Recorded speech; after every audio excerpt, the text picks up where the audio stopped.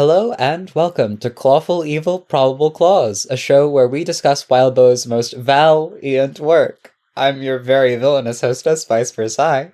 And I'm your conniving hostess, Kipos. In this debriefing, we're covering Chapter 2 of Arc 5, The Quick. It's so nice to be back with Val.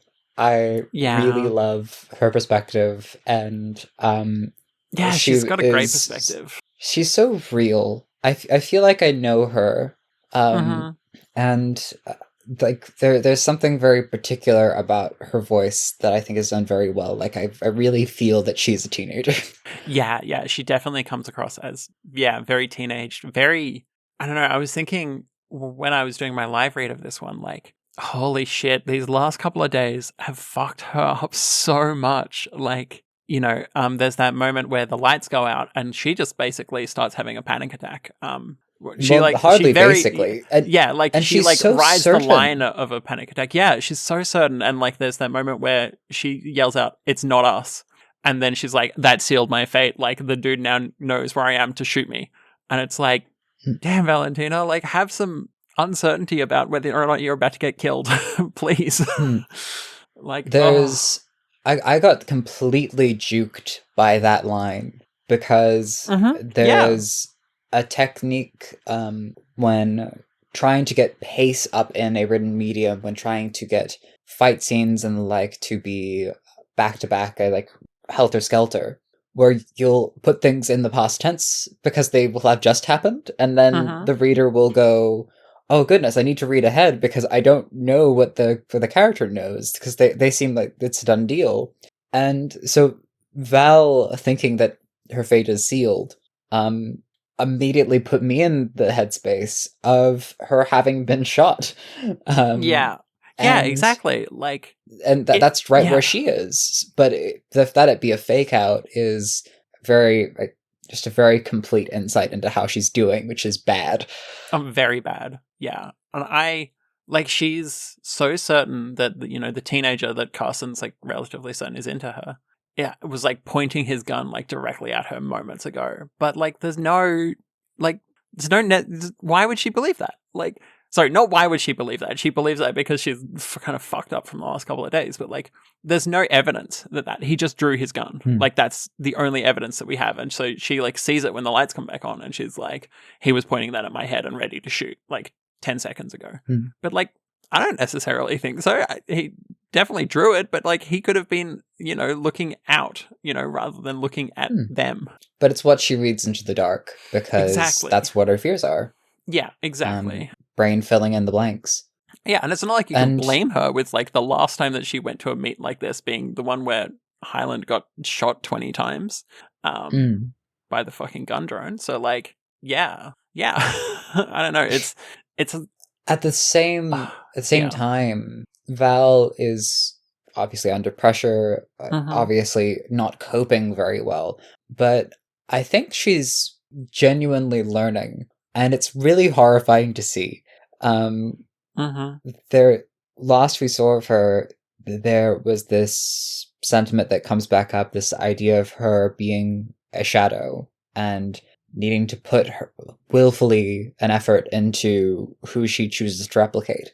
And a side effect of having been with Ben for so long is that there's a lot of expectations from what Ben thinks of Mia and Carson to bring in as a lens and apply to the silences and the dark places, the unexplained parts for what's going through Mia and Carson's head. And there are some deeply unsettling moments of silence or dissonance in this chapter, where reading into what they could be thinking about is very menacing. And with the comparison of Davy, like the contrast of her father, there'd be a sort of natural sentiment that I think Val is buying into, that there are good people to be replicating that are around her, and there are bad people that she was around that she should stop replicating. And the assumption that Mia and Carson are a good influence is one hell of an assumption. It's a big assumption. I mean, like, there's different types of replicating, and I think in some ways, it's excellent to replicate Mia and Carson because they're two incredibly competent people at what they do, and so like learning their skills, yeah, but like learning their morals, I don't know about that one. That's Hey, probably a good mistake. people. Easy as a statement. Yeah. Yeah. But within that, one thing that I really appreciated about this chapter was that thanks to Ben's posting things on the news, Mia and Carson are having to talk to their business associates about their behavior. And interesting.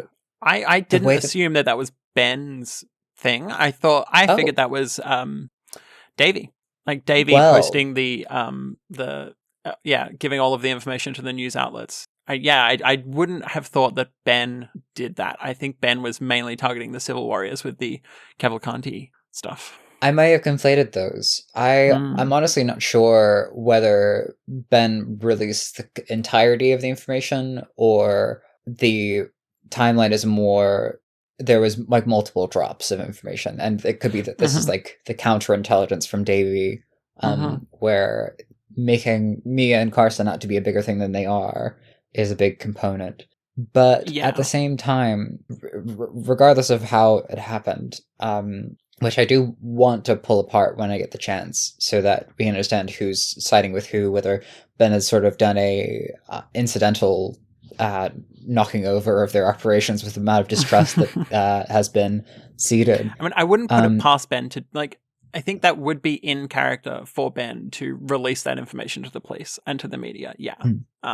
I just think that it's also very much in within that, it's culpability. Yeah.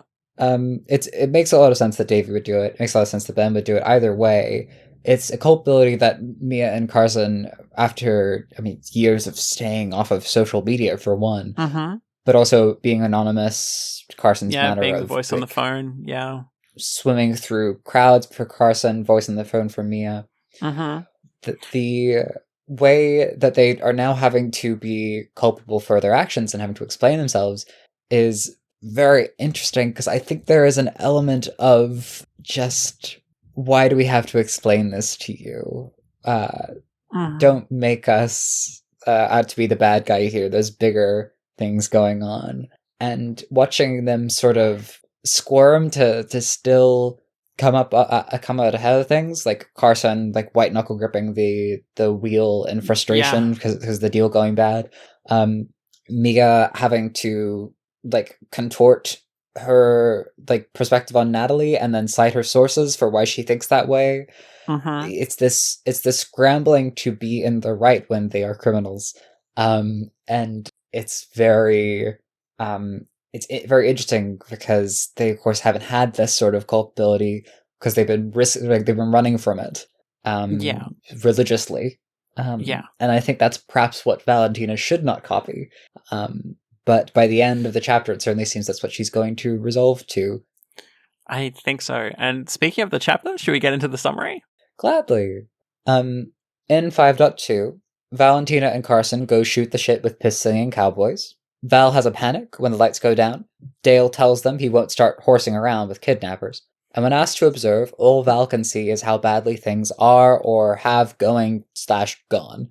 They meet up with Mia in the whitewashed wake of the Warriors, tune in to anarchist radio, return to the unsafe house to find the kids unnapped, and Max asks, "What the fuck, y'all?" Bolden intervenes before everyone can be more of an idiot than they already are, and Kara and Mia decide to support their new daughter in her new hobby, dark vengeance. And I mean, yeah, it was an excellent chapter. Very, very good being back in Valentina's. Yeah. So, we have our status report. So we're looking back at last week's bullshit predictions. So we had rotating perspectives. Now mine was like rotating perspectives back towards the first, which is being upheld by this chapter, but is not quite proven true yet, unless 5.3 is Carson, which... Crossed fingers. Could happen. Yeah, could be. And yours was... Something will happen to Sterling while he's at the daycare. Which, I mean... Technically, it hasn't, could well have happened. We do not know. It could have happened. I mean, the power went out. Maybe that's when all the children were kidnapped. It is a book about kidnappers. So maybe the ultimate escalation is kidnapping an entire daycare. Oh, wow. I mean, you say that's an escalation, but like in the background of the story, we've had talks about like times where entire school buses were kidnapped and stuff like that. So true. So it's not quite an escalation. It's an escalation of what's happened in on-screening. Yeah. Yeah. Exactly. So we don't know yet, but we might pull through on those. Yeah. Mentioned earlier that as far as like initial expectations go, when we were turning to Valentina, returning to Mia's operation, Ben's mental image of her as this sort of vast network criminal conspiracy really dissolves before our eyes here. And yeah, like they're really scraping the barrel here, like trying to find anyone that will help, and they're just not. Dare I say, bitten to the quick. You could say that. Yeah. Sorry, I just really had to nail that one. There we go. The degree to which they have fallen from grace, to then conclude with Max really pointing it out and not letting them consider otherwise. It's this strange thing because, like, the power's gone up through most of the city. Mia can't do her thing. Oh no, now she's only a 6-foot-something titan of muscle with cell jammers and a bunch of trap know-how. Oh man, Carson's face is on the news. If only he could stand in a little bit of darkness and just sort of keep his chin low, I guess. Yeah, I mean, like it is funny. It's really funny, and they're really feeling that difference. Max, of course, is really feeling that difference. But I just at the same time that they're being cut down to size, it can be easy to forget through a couple of setbacks that they're still very competent and powerful people. Just because Carson can't convince some cowboys to sell, I'm not really entirely sure what the thing he was trying to get out of that operation was. Was it that he wanted the cowboys muscle. to come out guns blazing? Just muscle? Basically, yeah. That was my understanding. He should have tried buying horse piss. But well, I don't think we need to tell Carson to transition. I mean, maybe he should try it just as a treat. A little estrogen. I wouldn't blame him. I have not explored any of this line of thinking, and I'm spending copious brain power trying to figure out how I feel about it. I think if Carson wants a little estrogen, Carson can have a little estrogen as a treat. Well, then he'd need to change his name to Car Daughter. Boo. That's horrible. That's all I'm saying. That's my only problem. Or No, when a car changes gender, does it become like a truck? Is that what's the? You're allowed to try estrogen and not be trans. This is just to everyone listening. If you want to try estrogen, try a little estrogen. See how you go. If you like it, maybe come talk to me. Do you have some vials of steaming horse piss for anyone on the market? I'm afraid I don't. But like this genuinely was like. So I will don't know get what into you this. Tasmanians get up to. I will get into this a little later, but like, or maybe I'll just get into this now. Like the way that Claw has very successfully been like, this is like the world, but like 10% worse. You know.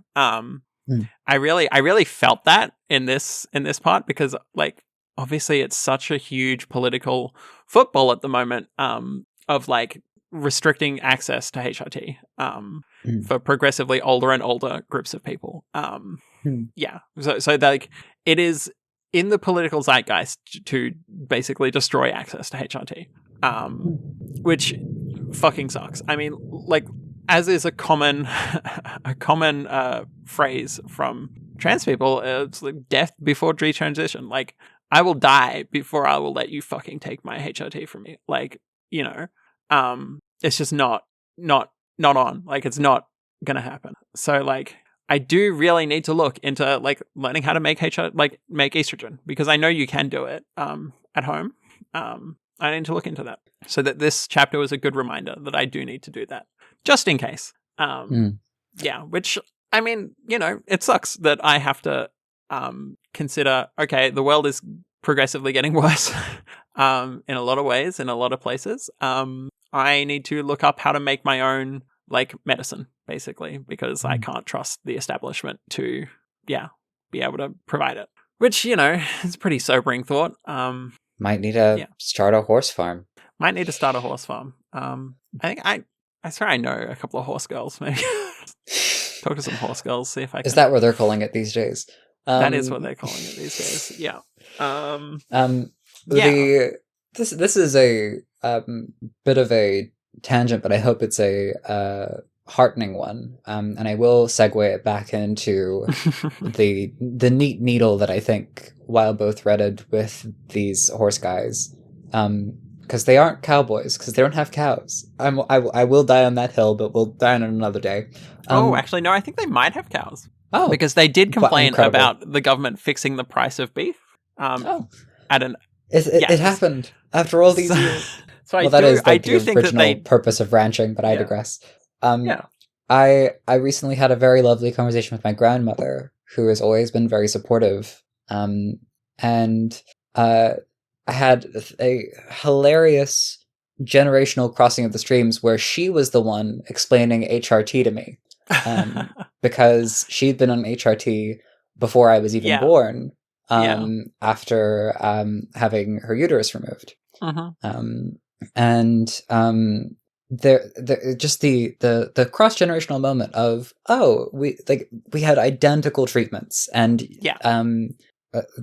her using all the terminology that I had learned before I had gone to seek doctors, and knowing that all along we had actually been on the same page, just not reading the same book, was very heartwarming, but also contextualized a good deal of her kindness over the years. Just was never thrown off or shocked or need to learn something new, apparently. And it was a moment where it became very obvious, those points where medicine is simply medicine, no matter whom it's for. And the way it increases quality of life, and the times and people who increases quality of life for, are various and embracing. It's the curb cut effect of when you change something to better something for someone, often many others are benefited. And so I also learned about that this week in the Doof Media Discord. Well, yes, it was a topic of discussion. But what I'm trying to get at here is that one of the remarkable ways that Claw is constructed as a story is that we have forces like the Civil Warriors, which are catching a lot of different things under their umbrella to then express lots of sentiments at once. And it's very efficient in that way, that the problems of this near future speak to many problems in our present. And so these this black market estrogen ring is very efficient in casting a wide net around the likes of Roe v. Wade and abortion rights and trans rights, and neatly tying those together into one central problem of this is the black market solution for when you criminalize any of these things. I appreciate that, because when you provide these sort of efficient problems where many different difficulties, many different challenges are addressed simultaneously, the effect of discussing them, I believe, is that everyone does get on the same page. Their needs are united. It's sort of the inverse of the nature of systems, where a system will refine things down to having to only respond in one way or a very select number of ways, so that the variety of life becomes very minimal. Here, the variety of life overlaps and people have a shared cause. And I only mean to say that when trying to discuss these topics, which are very various and quite complex as modern issues in terms of like the specifics of like where in the world you might be fighting for these rights and with whom and what sort of language they're using. All of that is coalesced into a neat analogy, something that engages with each of these topics in a uniting manner that really no one should have to be drinking horse piss. That even these guys are being brought into the criminal sphere despite having a very benevolent toe in the water of the black market underground. Even then they're being petitioned by Carson and Mia, is, I think, indicative of how the more hostile a system gets, the more people have to make their own systems outside of it, and the more that those in their own way start to spin off course.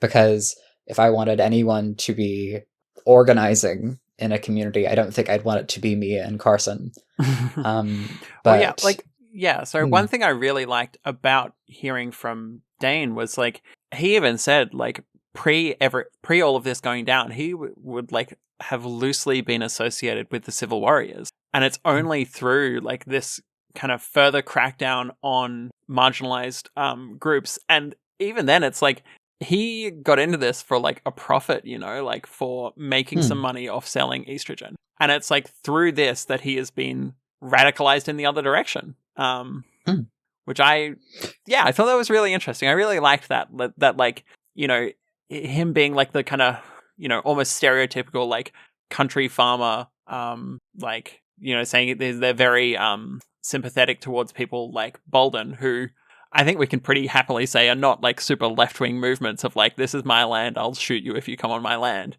You know, and probably are quite sympathetic to like, like the Civil Warriors and their more, you know, traditional conservative kind of stuff, and then having that be like fought against by like having to interact with marginalized people that need help, and providing that help can then like radicalize you in the direction of those marginalized people. And they're like, I don't know, I really that was just like a very small like sideline from the chapter, and I thought it was really interesting. I really liked it. There's definitely something to say. We might get into it, especially when we talk about themes at the very toward the end of our segments. But there's definitely something to say about how Wildbow is engaging with a lot of stereotype and the sort of conception of people that you have in your head. Like the cowboys, rednecks out in the backwoods talking about fucking horses because they're that pent up. Growing weed and talking about fucking horses because there's no women around. Like, like that's a maximal stereotype, right? And then for that to go pretty firmly all the way off course, in that they're replacing part of the medical system because that's how badly hospitals are going. Yeah, not only replacing part of the medical system, but like replacing part of the medical system that has specifically been gutted for marginalized people. Like, I did really, Anyway, sorry, continue. not even necessarily people they respect very much, given the jokes about the fucking horses because how much they want to fuck women. But there is definitely something to say about how, with the likes of Bolden, that sort of Rambo archetype, the woodsman, the likes of Ryder, the sheriff, Max, the patriot, Captain America type, Dale, the cowboy, and in this collection of archetypes, there is a lot of expectations that are being pretty directly subverted.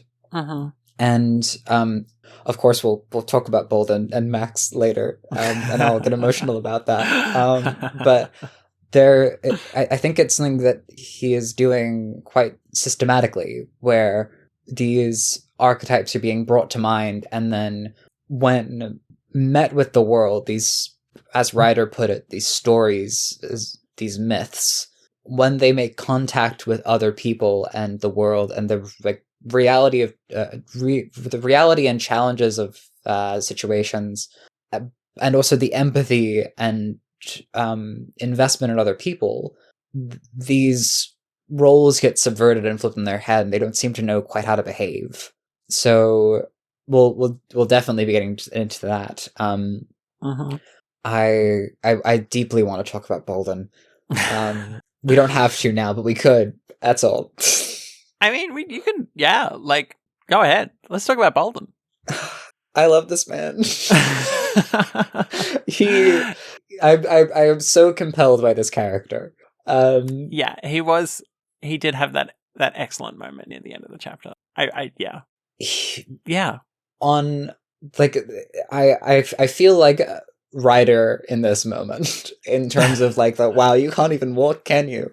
The awe at the strength, but the fact that he didn't come out guns blazing. He just hit the conversation on the head with the bluntest possible point of which had not occurred to me until he said it. I think partially because like Valentina, as we touched on earlier, is very much caught up in Carson and Mia's mindset and operations, and their kindness and support is turning her away from these moments of dissonance that she notes, the points where expectations and understandings of who these people are and what they've done don't quite line up with their current behavior.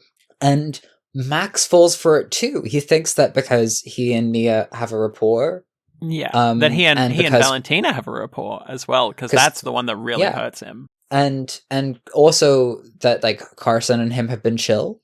They had that whole firefight together. That was a bros bonding moment. He thinks that he can speak his mind and share his genuine concerns and hold this group accountable as though it were a democracy, as though his vote mattered. Because we got to re-traumatize. We got to bring pain back out. And Bolden, who has no such faith, on agonized legs, didn't even want to walk in the first place thanks to the gout. Now he's been shot. He's been shot. Stands up for Max.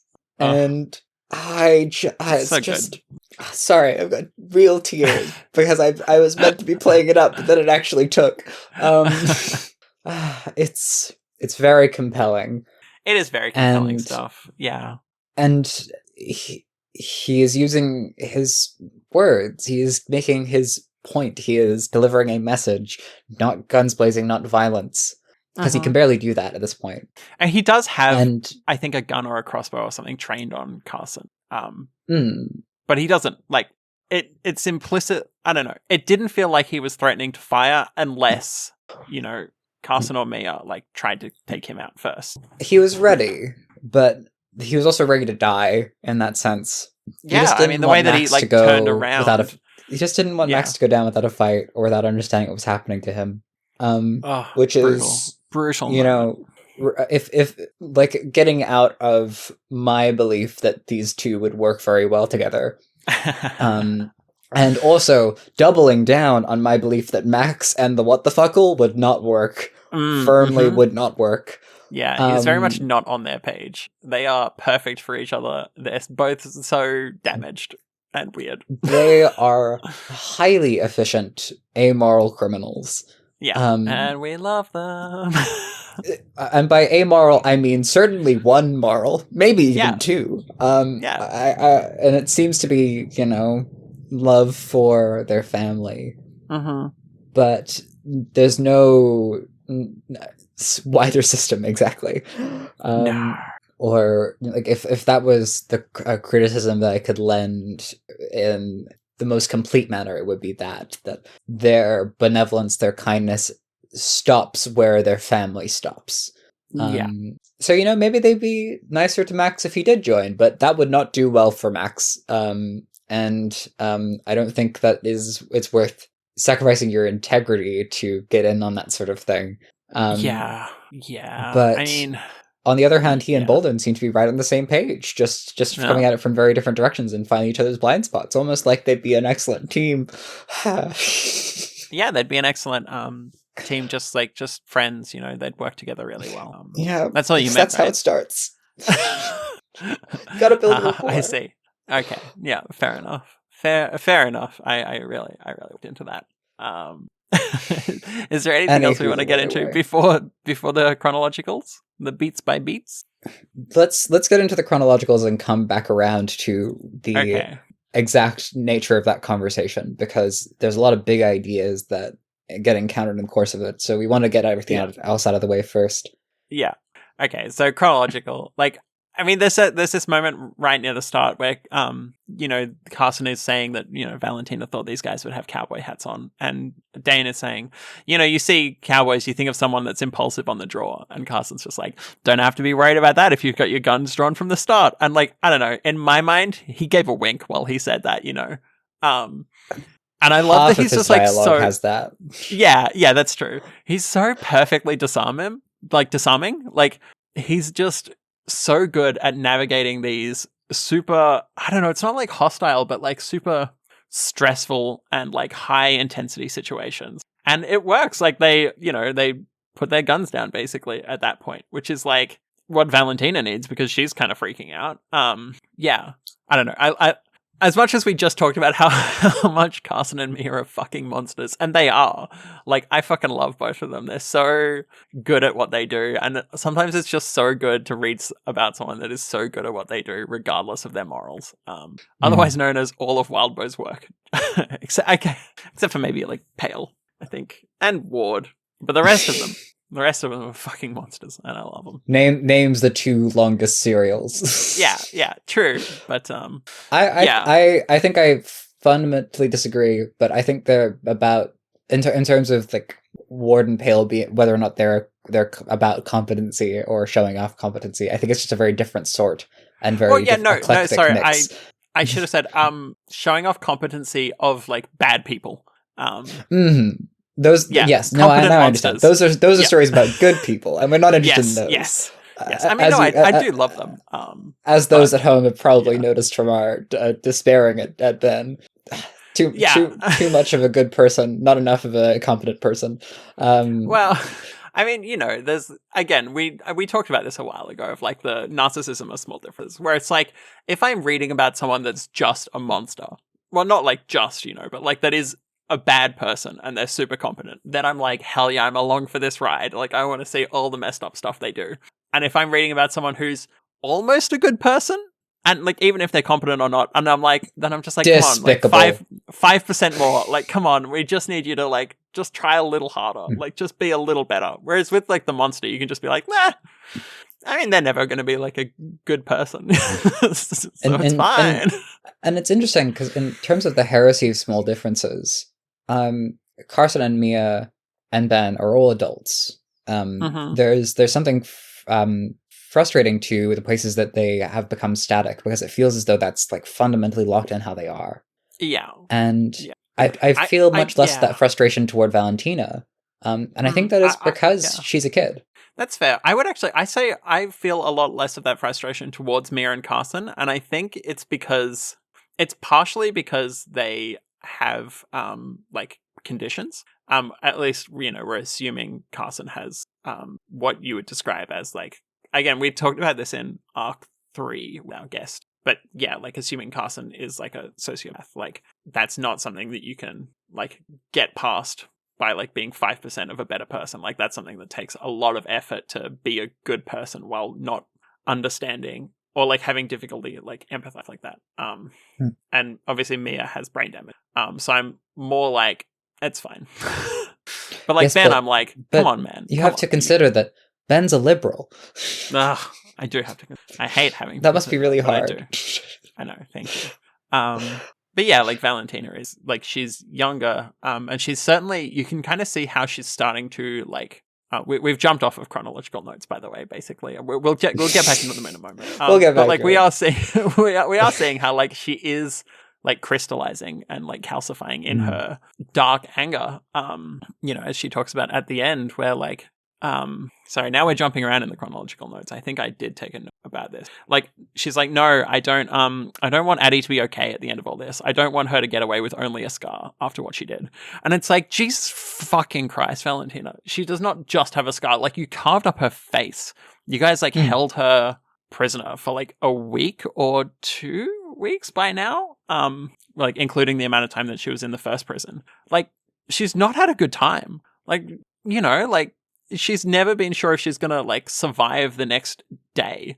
And since you carved up her face, she's probably never been sure she'll survive the next, like, 10 seconds without being carved up. She's probably jumping at every fucking little sound while she's got that hood on because she can't see anything. And it's, like, horrible. I'm glad that you brought up Addie, because something that we didn't linger on last week was the very small amount of dialogue we got from Addie and Nicole. At least I think it was Nicole. The other kidnappies as they're being rescued and then returned. And there's this moment where Addie goes, like, well, she cut up my face. And then one of the people that was also kidnapped Nicole, says, I don't blame her. Yeah. And I feel like she's probably more of an expert to the degree by which Addie is deserving. As far as being able to provide insight, again, this is entering into what I think is a fundamentally undermined space of vengeance working at all or having any basis in justice. I don't think it does, really. Like, there is no justice in what Valentina wants. It's just, I want to fuck up Addie. Which, and the fucked up thing there is that Mia and Carson go, oh, a dark desire or need to inflict vengeance? We can support you. Oh, kiddo, we've got you. We have those too. It's just a part of growing up. Yeah, Mia's like, make sure that you wanted, like, before anything happens, like, I'll ask you again and make sure you know the answer. Gotta, because like, you gotta commit to the bit. That is still, like, supporting. It's like, I'm just gonna, like, that's what I do when, like, people I care about, like, I'm making big decisions. But, like, I'm supporting them. I'm just, like, double checking that that's what they want, you know? That's not something you do when durable. Like, someone's like, I want to murder it, or like, I want to maim a person, you know, like, I want them to I really want Addie to be fundamentally not okay. And for the rest of her life. Like, I don't know if Nicole understood that desire or necessarily was forgiving that, but as far as I don't blame her goes, this is a person that's very close to the action, saw the repercussions, unlike a lot of the adults that Valentina is having to explain herself to. She has the perspective of having actually witnessed it. And I think it would be very natural for the story to, because Valentina is a teenager, reveal at some point that her grasp of just how bad the thing that was happening to her was somewhat exaggerated. That because it was one of those, like, when you are a teenager and your world is quite small and something bad happens that is limited to that world, it still fills your entire world. So it feels like the end of the world. So your entire school turning against you, massive amount of emotionally, contextually massive enough that you would be very distressed. But then move school or grow up and change context, and suddenly the world opens up and things are put in fresh proportion and you feel a lot better about them. Or you get therapy and someone helps you do that, and hopefully things turn better. But that even from a bystander perspective, it was way too much. It was like it was deserving of, or like forgivable for Val to turn around and scar Addie for life. And that a friend of, or a assumed friend, or perhaps only friends by proximity, given this mood, Nicole would just agree is, I think, maybe worth giving Val credit here in terms of, is there the possibility that in another situation, something quite bad happened to her, she wouldn't feel this sort of dark vengeance at all? That it was the way that Addie specifically did it, that it was a leagues above degree of harm and trauma, that it could foster this kind of vengeance in someone and get it to get them to lash out like this, and it not be that person's fault, but rather the thing that was inflicted upon them. Makes me even more want Addie's statement about Davy having forced her hand and her having gone above and beyond in wanting Davy's respect and wanting Davy to enable her, and like let her rise in the ranks in the Cavalcantes. It makes me want to believe that's all the more true, because it becomes a lot more clear what the intended meaning is if instead of there being just imagine if there was one incredibly fucked up teenager that really bullied another one, and that then they were all justified in hurting each other. Instead of that, it were just imagine if there was such terrible father that he deliberately engineered the trauma of his daughter to try and cultivate a criminal dark vengeance in her. The shadow that this man is casting over our little shadow is very long, and I think the meaning is a bit more clear if it is also dark enough to justify this sort of behavior from her, as far as justification can go.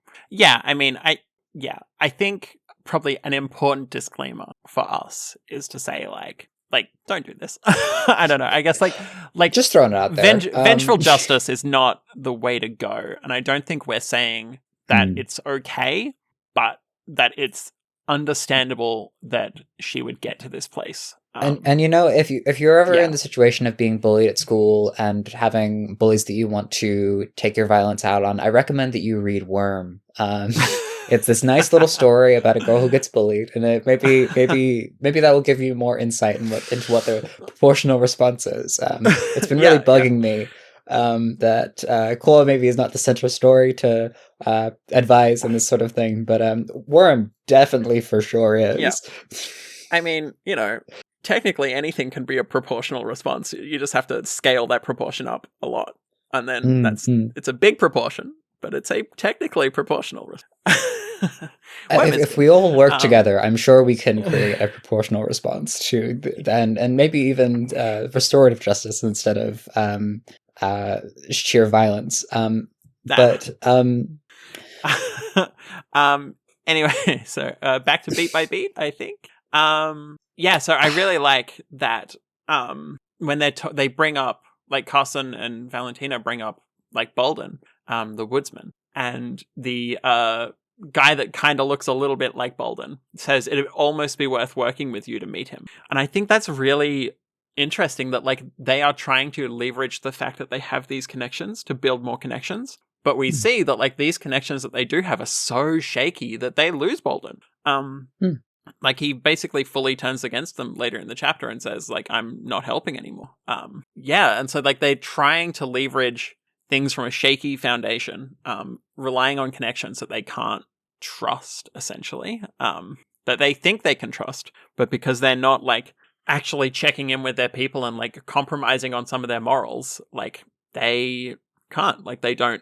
I think it's interesting. I think it's So now I have a little quote, which is from Valentina's internal monologue, which is talking about the lack of HRT, being like, so sweeping that even a regular woman with dryness and burning down there couldn't get anything in the way of HRT. And I'm like, I really... Just your bog standard woman. Just your regular. Yeah, just your normal woman. Not like those other freaks. But yeah, like there's this level of standardized and, like, almost... You know, when I first wrote this, I used the word "quote unquote" acceptable, and then I got rid of it because I don't really think it's acceptable. But in society, it kind of is. Like transphobia here. Like, the word you're looking for, bitch, is cis. Like, that's the word. Not any other word. The word is cis. But hey, you know, Carson is like there's a lot of moments where when he extends, he's talking about Ripley later. And his mindset is, I don't really know what's going on with her just yet. And I don't want to like lock anything in because, you know, she's still, like, figuring herself out. And I think, like, from coming from that attitude, I am much less of the mindset that Carson would ever be willfully transphobic. And I don't think Valentina is either. Like, that's the thing. I think the insidious kind of thing about this is that it's very normalized. And it's very, like, it is quote unquote acceptable, even to, like, trans supporting people to say, you know, even if it's just in their minds, you know, they don't say it out loud, but it's like, these are the normal ones and these are the not normal ones. And it's like, actually, we're all normal. Some of us are just cis and some of us are trans. We're all women. We're all normal women. Sorry, I said we're not normal women. I thought of that stupid "we're all normal men, we're all innocent men" meme. But yeah, like I'm thinking of yeah. the because we're dwelling on it. The word regular is reminding me of the Regular Show, the animated show, and now I'm trying to imagine a regular show animated woman as like these bog standard. Like, yes, I think something that's not entirely clear about Claw is that in this world building, there are some people that are animated roughly 24 frames per second, drawn into reality, and that's so normal that it just doesn't get mentioned by anyone. Yeah, nobody mentions. But they need HRT too. Yeah, they do. Yeah, look, I just it's one of those things where like in no other framework is saying these are the regular people and then like implicitly these are the irregular, these are the weird people. Like no other framework is that acceptable. Like you don't say, oh yes, I'm hanging out with all of my normal friends and then also my friends of color. Like you don't say that because that's an insane, crazy, racist fucking framework to have, to be like white people are the quote unquote regular and everyone else is quote unquote irregular. But then it's very normalized to have like, yes, these are my regular, normal, cis people and my irregular, not normal, trans people. Like, I don't know. It's they're with this being Valentina's perspective. For a moment there, I thought this was a quote from Carson, and my no. This is Valentina's internal monologue. This is Valentina, who This is a 16-year-old. Like, yeah. She was having a conversation with she's had a couple of conversations that are sort of queer adjacent, like when talking to Ripley about her style and like where that fits into things, trying to navigate that a bit awkwardly, finding her pace. Carson cutting the tension there with that amazing line of "Cheers, stolen all of my chips." But also that mention of one among her friends being made uncomfortable by the constant shipping talk because she was busy trying to figure herself out and still closeted. And wanted a piece from that sort of line of thinking because didn't feel ready to contribute to that kind of conversation, didn't feel comfortable with it. And I'm pretty willing through that kindness that Val has demonstrated, like eventually compromising with Ripley, trying to shut down the topic with that for that friend's sake. That this is, if it is coming from a place of like there are your regular women and there are your irregular women, that is something that has been shaded in, something that's just been sort of brought into her head without being interrogated yet. And I don't think that it's something that she would plant her feet on.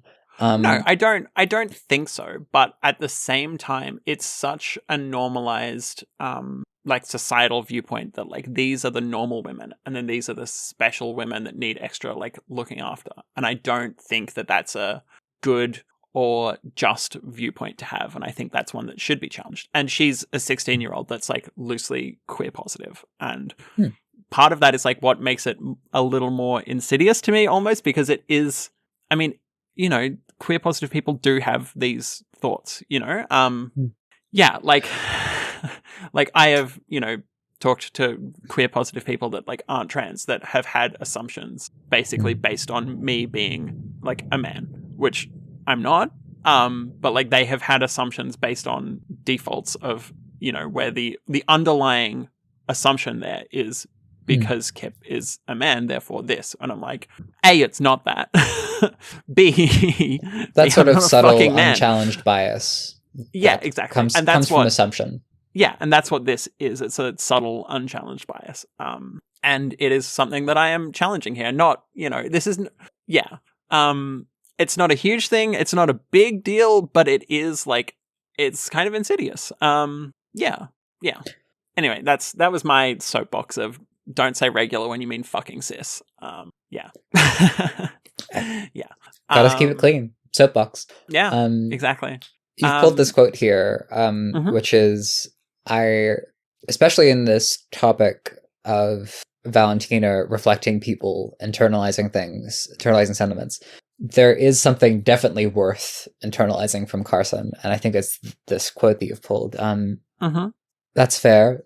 Part of how we intended to raise Ripley and Tyr was we'd prepare them, give them tools, keep them sharp. Whatever the world ends up being, and it's looking like things are going in scary directions, kids need to learn that, and most aren't.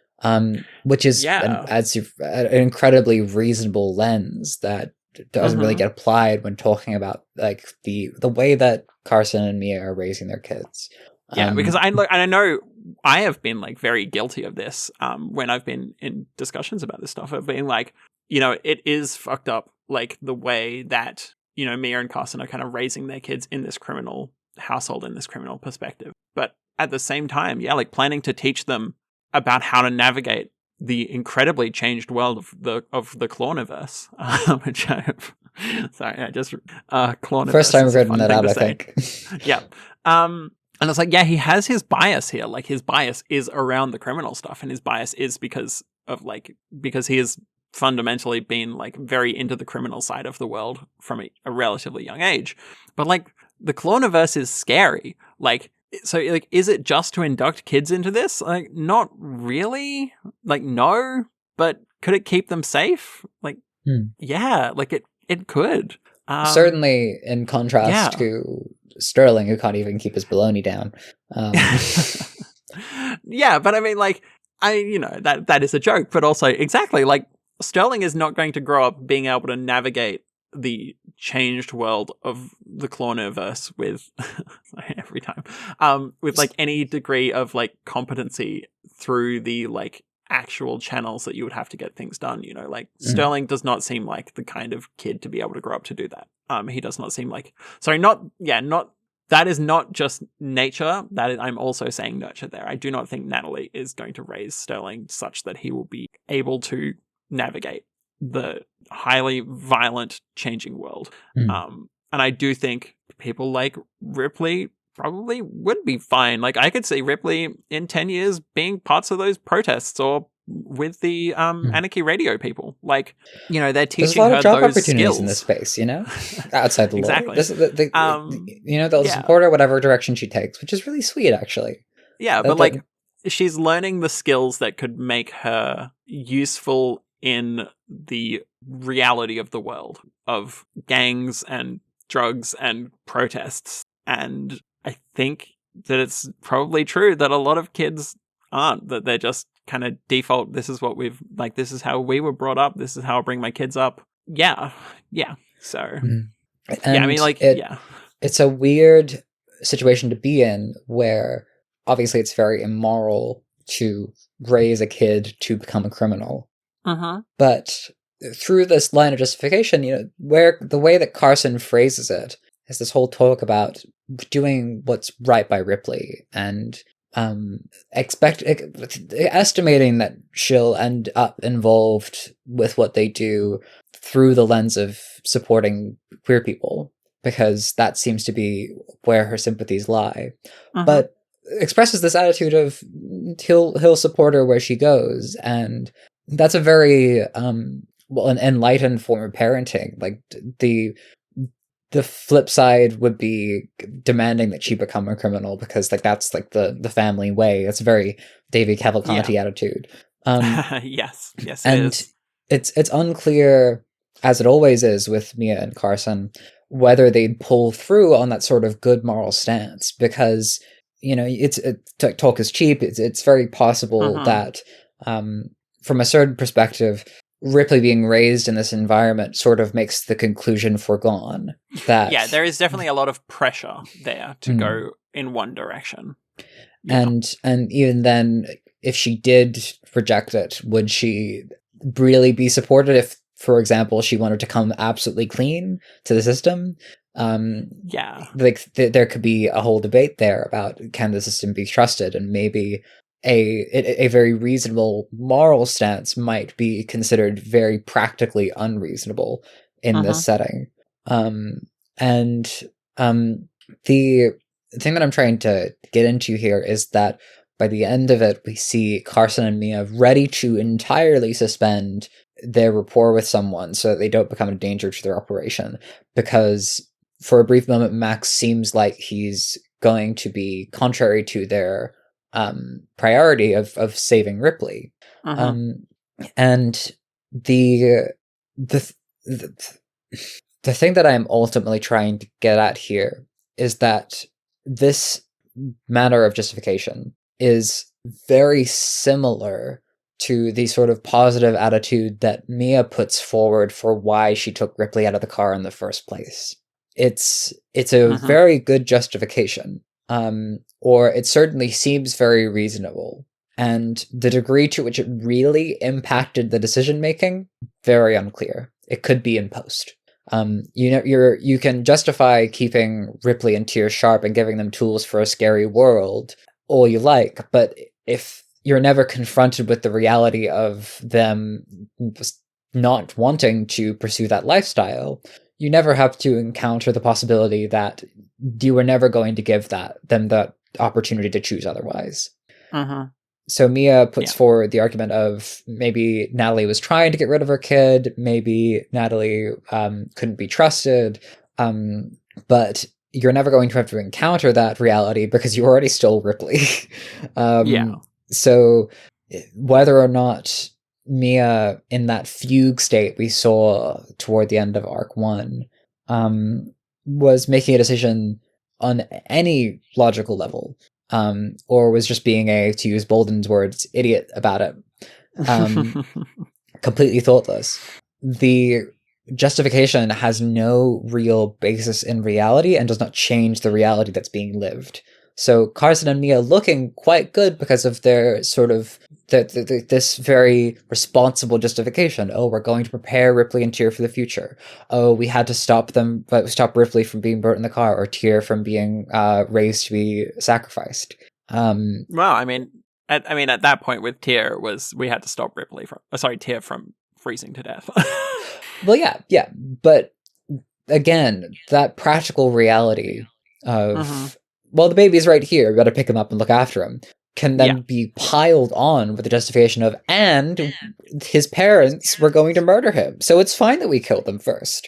There isn't an actual...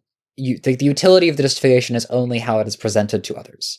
And I think that's really important to keep an eye on, because we dug a lot into Ben for his sentiment of being objective and of like the truth will enlighten and persevere and save and such, and not thinking that was the truth. And the same way Carson and Mia have the sentiment of being very good parents, and even like Valentina puts her back into it and says she's a good mom, as though that could justify and support Ripley having been kidnapped. And I think those lines of thought are in the same box. I don't want to lose track of them. Yeah, and I mean, like, that is something that we have talked about a bit, about like Mia being a good mom, because like she is, but at the same time, kidnapped a child. I don't know. Let's not lose track. It's hard to square up. Yeah, like I don't know. I think we talked that to death probably in last arc about Mia's competency as a mother. Because hey, if she's better than Natalie, it doesn't matter, right? Well, you just in ranked competitive parenting, the baby goes to whoever's better at the parenting. Exactly. I mean, we did a discussion question on it, like what the fuck should happen to Ripley, and I think everybody was a bit like, I don't know. Like, I don't know the right answer. There is not a good answer. There is just going to be answers. And I think that still rings pretty true, of like, there is no good answer here. There are just going to be answers. Anyway, so there's that moment where Carson is talking about like the younger cowboy dude like liking her. And I did see in the Discord someone saying that they assume that Carson is lying here, which was interesting. And in my reread, I like looked out for that perspective. Now, I don't agree with them, but I do think Carson is hamming it up like crazy. I do not think that kid would turn down $100,000 to sit and have a beer, with Valentina. I think that's wild. Also, from how they were talking, I don't think that he has like 20 girls all around him that he has the pick of, but like, yeah, I think Carson is just speaking from personal experience. I think he might be. I think he's hamming it up. I think he's like saying the things that to like kind of inflate her ego a little bit because she needs it. Because she has a horrible self-esteem. But I do, I did like read back through it and I was like, yeah, like I can see the way in which he's interested. And, you can also see from like, yeah, when he has the gun drawn, like she assumes he was pointing it at her, but like it's also incredibly valid to assume that he drew it like partially with the intention to protect her, like because she's a girl and seems nice, like dangerous combination. Yeah, it is a very dangerous. Carson uses that to his advantage at every opportunity. That he's a hot guy and seems nice. Yes, he does. And I think part of this pointing it out is Carson is trying in a very caring way, in a very paternalistic, supportive, engaging with Valentina as almost as a peer or closer to a peer than a student being mentored than as a complete child. I think this angle in particular is something that Carson looks out for. He is saying to Valentina, hey, here is an opportunity for you to put on the charm. Because I know that's what I would have done. And I do see that. Yeah. This is probably a good point to mention, this objective of Valentina becoming working on her observation and positioning herself to understand more about what's going on and read the room. And she does really pick up on it as the chapter goes on. We get more and more mention of Mia and Carson's facial expressions, like the body language of people. She becomes very attentive to it at Carson's direction, even like sitting in the middle of the back seat so that she can see both Mia and Carson at the same time. So I think Valentina is actually quite a good student.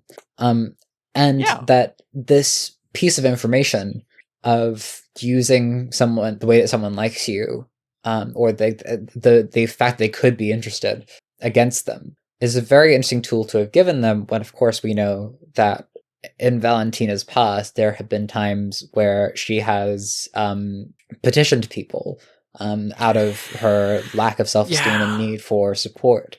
And I'm watching that Carson is feeding this fire, because I don't think that's a good thing to be supporting.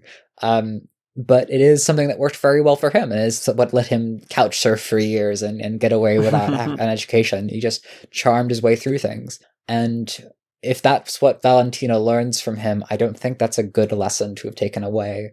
But as far as Carson, like, being a charmer goes, there's this next thing I think is perhaps the wider label from that dividend of him being charming, is actually that he is very much a lover more than a fighter.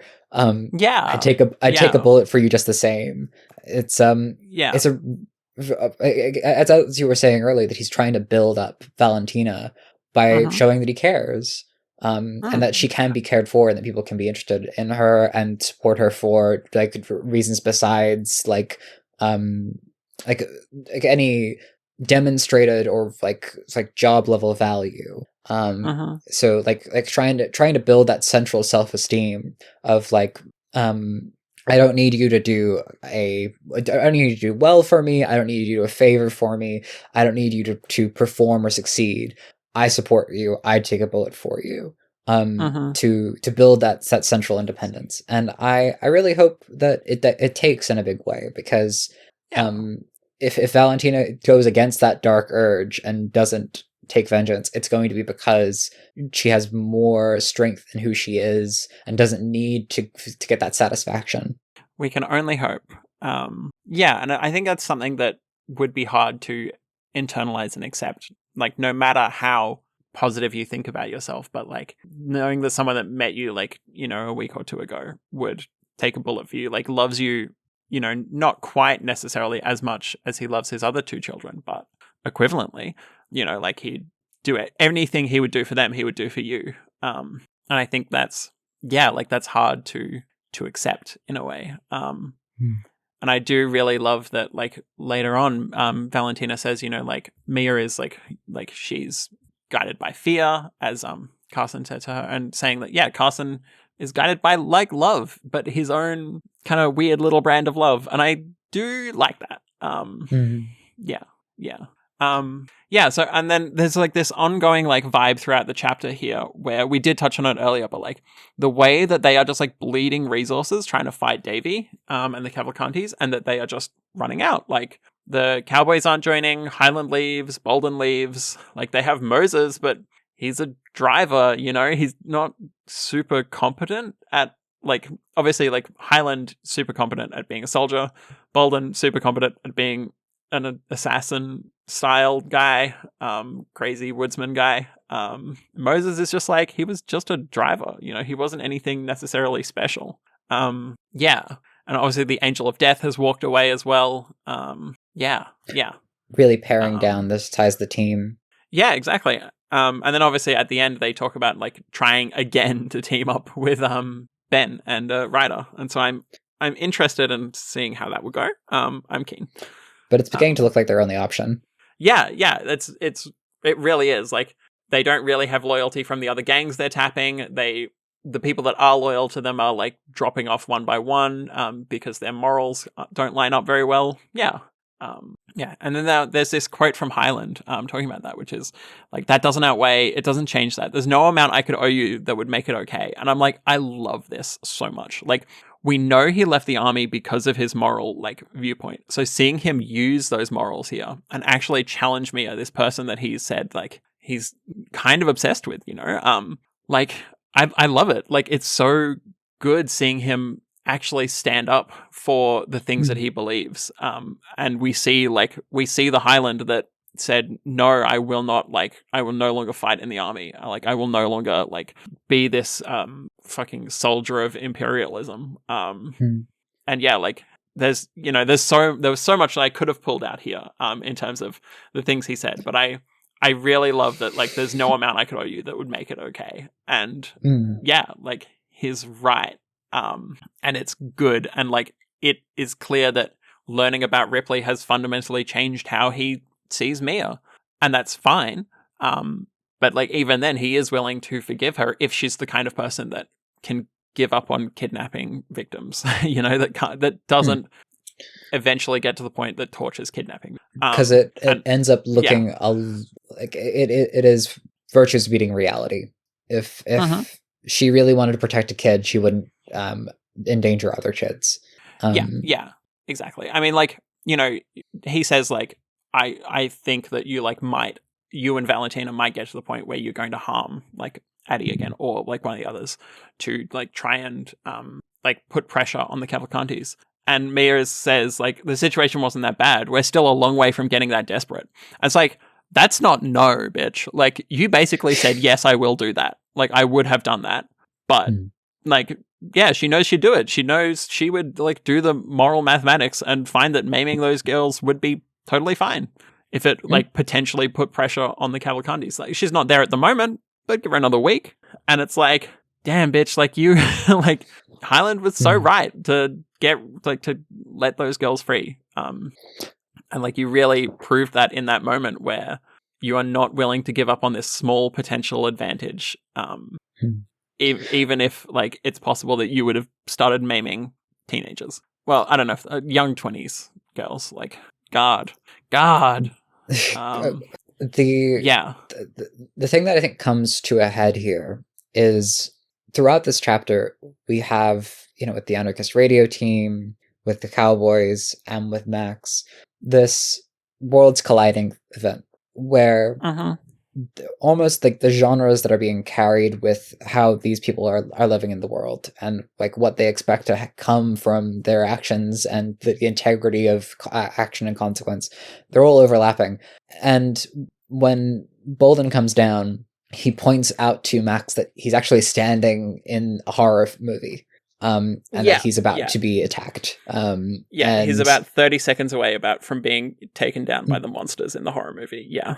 And Max is shocked because he thought he was speaking truth to power, and that is that moment in the film where the paragon of virtue stands up against the system and changes it by sheer force of integrity into something really worth standing for. And throughout, Valentina has that sense of dissonance of like the sort of double entendre of everything everyone is saying, where the individual meanings, depending on what world she's living in, what understanding she's operating with, would have dissonance, because it's two very different things for a good parent and a kidnapper to be talking about the safety of children.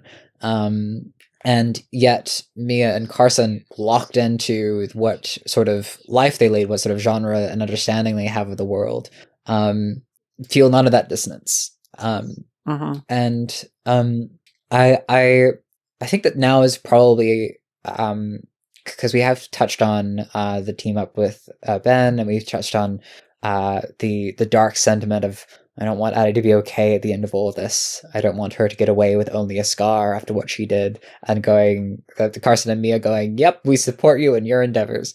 I want to take a moment for the themes. Very beginning of the book, first chapter, Mia talks about stupidity. It's in her internal monologue about Ripley, and like teaching Ripley, if ever that were to happen. Believing that like most people are just stupid, and if they're not stupid, they're tired. If they're not one, you have to make them the other. And as far as stupidity goes, there's this word that recurs throughout this chapter: idiot.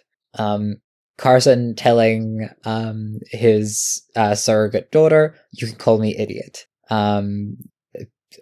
People are being like Max is called "you idiot" by Bolden when he is putting himself in this terrible situation. And there's this refrain of "idiot about X," but whether it's idiot about anxiety and paranoia, or idiot about love and being completely diehard, like committed to your wife and this kid you've had for a couple of days. Bolden being very territorial, and like willing to sacrifice his whole body and well-being just to protect the things that he feels claim over. And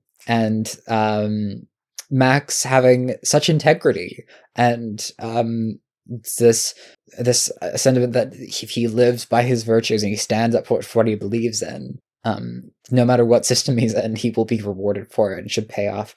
This is the nature of stupidity. In Claw, it is the thoughtless, like foundational reaching for something, clawing at something. Mia clawing for safety, perhaps, or simply security. If Carson is grasping for love, then perhaps it is that place to stay, as he articulates it earlier. Valentina does not have a central stupidity yet. She is young. Well, she's a little stupid around Addie. Well, that's the thing. She's young, so she's sort of generally stupid. She's trying to figure it out, and there's this sense that, you know, in her chapter, she had this turn of phrase of like reaching for the metaphors to even understand the situation and coming up blank and feeling stupid and dumb and quiet. And she in order to be the sort of clever competent that a lot of these characters are, you have to be stupid about something because it's what motivates you. It's where all the momentum comes from, where all the confidence comes from. It's unquestioned, and so the world gets to build around it, like grit around, like slime around grit to make a pearl. And she's trying to pick her core. She's trying to pick the thing that she's stupid about, and she's locked in on dark vengeance. Which means that Valentina is about to become Batman. That's the sort of stupid that she's about to become. And I think that it's a real shame that she doesn't have a really accomplished vet and a woodsman to give her a training montage off screen. that will make her incredibly dangerous and know all types of martial arts, and then maybe just a butler to bankroll her, and a big mansion, an animal aesthetic. But I suppose if you really wanted that, you could read Pale. True. Okay. All right. BS predictions? Indeed. I'm going to copy Break Rhythm on the Parahumans Discord. I think Sterling and Tyr are at the same daycare. And I am not happy about that because I made that prediction on the Doof Discord as well. And I don't think it's a BS prediction. I think it's a genuinely good prediction. I don't know where else Tyr would be. That they would... Do you think I need to be more stupid then? Do I need to say something dumber? Okay. Maybe. Let me think. Okay, well, my BS prediction is that Addie and the girls got turned into secret sleeper agents via indoctrination while they were being kidnapped, and they're going to break Ripley out altogether. Oh. See, I think that's true. That's the only explanation that I'm happy with. Right, okay. So I need something stupider. Yeah, okay. We need to be really dumb about this. I think, fine, you know what? I'm going to put it out there. I think this really locked it in for me. I think Sax is canon, actually. Yeah. I think it's going to happen. I knew it was coming, yeah. I simply believe that Bolden, in a fit of machismo, going down the stairs to, with words alone, being very like pointed and aggressively insulting everyone in the everyone that was outside, saving Max's life. That's really gay. I think that's a degree of effort that you wouldn't go to unless you had begun to get feelings for someone, or someone was making you feel some sort of way. If it doesn't happen, then that's where I will probably pick up the fanfic from. This is perfect. This is the point of divergence as far as I'm concerned. And if it doesn't happen, I'll have to make it happen. But don't hold me to that, because I have to write things for my university classes in addition to writing fanfic. Reasonable. Okay, so we got a couple of corrections. We got some things wrong. A little section I think that will serve well in the long run. Just when people point things out to us, we had this very beginning of the podcast, we had hoped to cite our sources, and I think it's good habit to keep things integrity. So if you're listening carefully and you pick something out, we are happy to hear from you if we get something just a little bit off. Yeah. So for example, in last arc, when we were talking about the police officer with the plastic wrap, it seems like she was wearing it as a publicity stunt in the library, or like outside the library itself, not as what I assumed was like leaked images that were being used to blackmail her. Still did not seem to be her idea. Interesting way to protest transparency in law enforcement. Pretty yikes. Meanwhile, I thought that the protester that tackled Ben was blind or had been blinded, but actually she was wearing a mask that was letting her see clearly, while Ben's eyes were watering from the smog, which is very symbolic. So the preparedness paying off with clearness of sight. And thank you to Clawford on the Discord for pointing these out. Yeah. I don't remember if Clawford pointed at the previous one. They might have, actually. I cited my sources, and I searched things up, and I used the very useful Discord search function. So if you want to join us discussions on Doofy Discord. Before we get into the discussion question, because as it turns out, episode only went up last night because I was editing it and I tried to get it very thoroughly down below an hour, and that took too much time, and for that I apologize. I'm not doing that for what it's worth for this episode. I respect that. So we'll be keeping our previous discussion question going of what stories guide you through your life and identity. But you said you were going to do a more ridiculous BS prediction, so I want to hear that before we do our outro. Okay. I think that because they're only down to a single driver in terms of people with competency, they're just going to ram raid the Cavalcanti compound. Okay, that's my prediction. Yeah, it's not going to work, but that's what they're going to do, and then they're going to lose Moses through that. Innovation on that, I think it is going to work. I think if you just are dramatic enough, anything can happen. Well, this is not the other verse, so I don't know if that's true. Adam, with that's our show. Right. Check out Wildbow's Patreon at patreon.com/wildbow. This is his secluded ranch in the apocalypse we're just harvesting horse piss. And please give us a rating and a review on the podcatcher of your choice. If you want to chat to us about the show or follow along with live reads, check out our channel on the Doof Media Discord. Find the invite link at doofmedia.com/discord. All right. Bye-bye. Bye for now.